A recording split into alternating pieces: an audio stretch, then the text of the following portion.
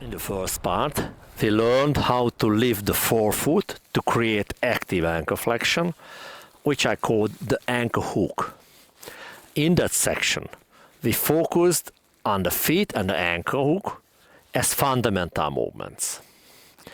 Now, let's move on one level higher to the lower leg. We'll start with an exercise and then talk about why it's important.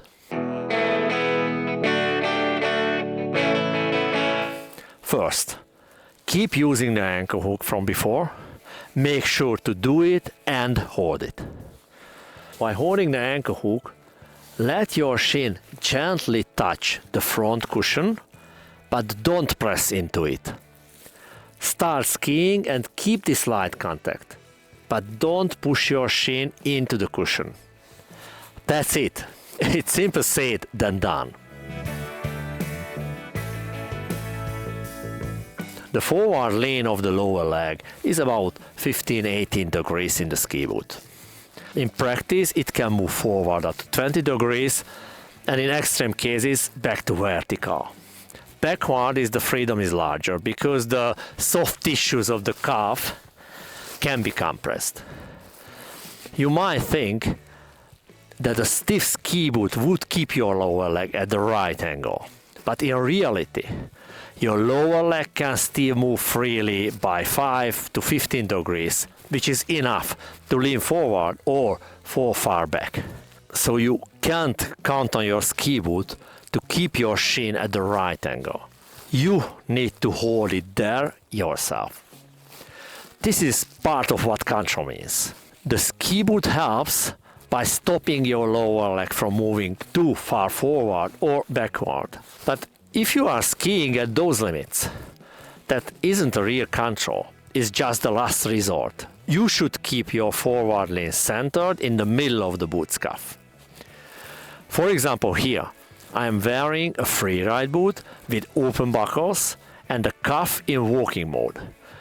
I can nearly sit back or kneel forward. But as shown in the video, even with loose ski boots, we still need to keep the lower leg in a mid-stance, whether with steering or carving. Loose ski boots won't hold you in place. You have to maintain your stance yourself.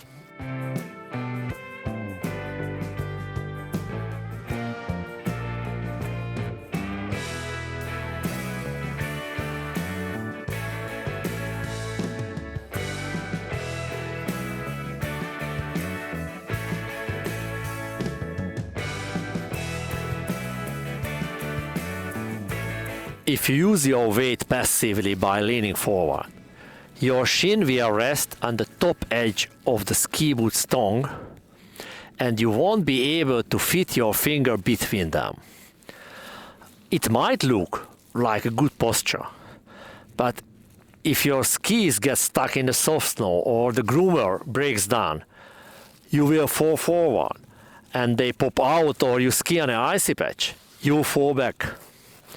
However, when you actively hold your lower leg, your shin touches the tongue evenly, you will feel the pressure lower down, and you will be able to slide your finger a bit between your shin and the top edge of the tongue. You will be stably connected to your skis, and your upper body won't move around like a loose package in the car.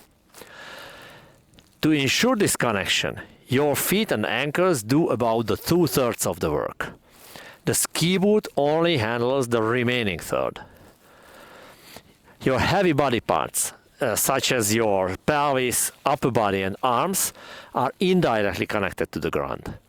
Your ankles, knees and hips allow for great freedom of movement between the large muscles and the ground. A small change in your lower leg's angle can lead to a much bigger change in your upper body's position.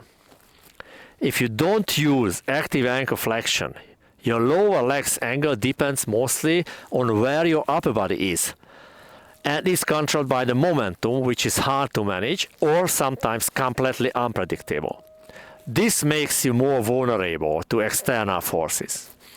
On the other hand, It's easier to activate the muscle complexes for an athletic stance from the end of the chain, like your feet, rather than from the middle, like your glutes or core. Your ankle or foot can trigger the entire chain of muscles, but if you start with your glutes, you might only activate the nearby muscles. Moreover, most people are unable to directly activate their glutes and the core. If you try it, you will notice that the glutes don't really trigger the hamstrings or the feet. They mostly activate the quads. But your toes and ankle can trigger the whole posterior chain, including the hamstrings and the core. There is even more you can do with your feet. There are many subtle but effective techniques, but we'll cover those later. In these two parts, we looked at how to build a strong, action-ready stance using your feet and ankles. See you around!